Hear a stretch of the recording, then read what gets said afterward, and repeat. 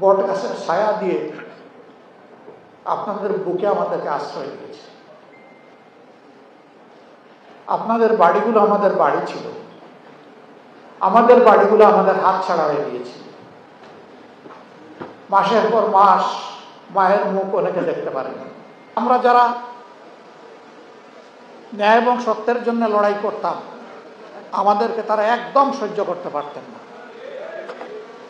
তারা আমাদেরকে নির্মূল করার ঘোষণা দফায় দফায় দিয়েছে। তারা অনেক কিছু করেছেন, আমাদের নেতৃবৃন্দকে খুন করেছেন, সহকর্মীদেরকে খুন করেছেন, আমাদের সহকর্মীদেরকে গুম করেছেন, আমাদের পার্টির রেজিস্ট্রেশন ক্যান্সেল করেছেন, আমাদের প্রতীকটা কেড়ে নিয়েছেন। শেষ পর্যন্ত তাতেও শান্তি না পেয়ে আমাদেরকে নিষিদ্ধ ঘোষণা করেছে। অন্য কোনো পার্টির ক্ষেত্রে এই কাণ্ডগুলা ঘটে না। হ্যাঁ, খুন গুমের ঘটনা ঘটেছে, মামলা হামলার ঘটনা ঘটেছে, কিন্তু কারণ রেজিস্ট্রেশন বাতিল করা হয়নি, কোনো পার্টিকে নিষিদ্ধ করা হয়নি। এমনকি কোনো পার্টির দায়িত্বশীল নেতাকর্মীদের বাড়িঘর বোল্ডোজার দিয়েও ভাঙা হয়নি, সেটা আমাদের ক্ষেত্রে হয়েছে। কিন্তু আমরাই একমাত্র মজলুম ছিলাম না, যারাই সরকারের বিপরীতে ছিলেন সকলেই মজলুম ছিলেন।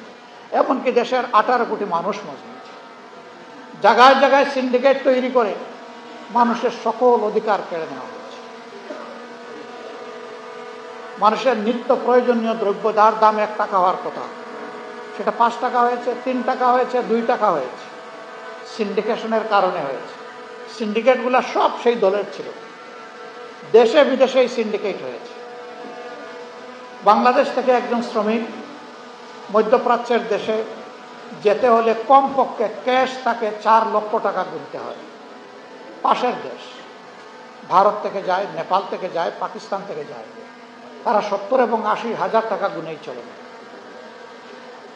এই সবগুলা ছিল সিন্ডিকেটের কবলে, আর সিন্ডিকেট ছিল তাদের নিয়ন্ত্রণে।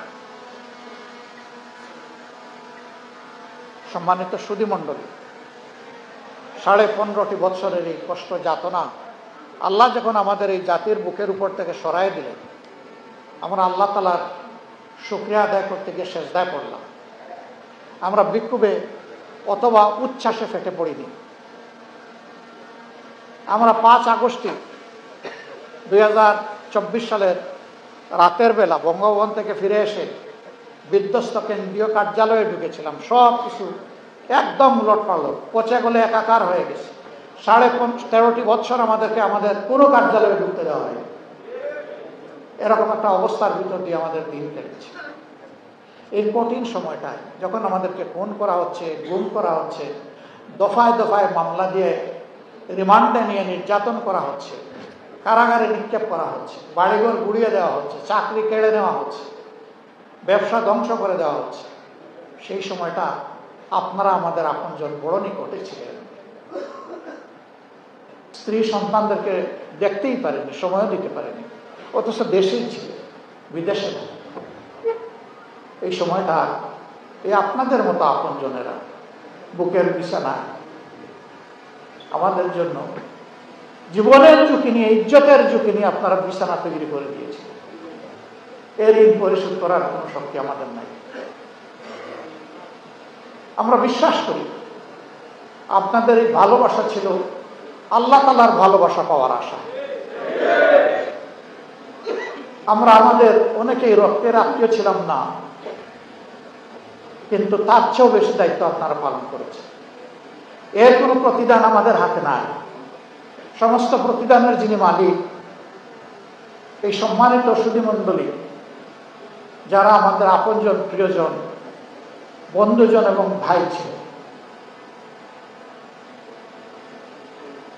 আপনাদেরকে মহান আল্লাহর কাছে সুপারিশ করলাম। আমাদেরকে এই ভালোবাসা এবং ইজ্জতটুকু দেওয়ার জন্য স্বয়ং আল্লাহ আপনাদেরকে ভালোবাসে।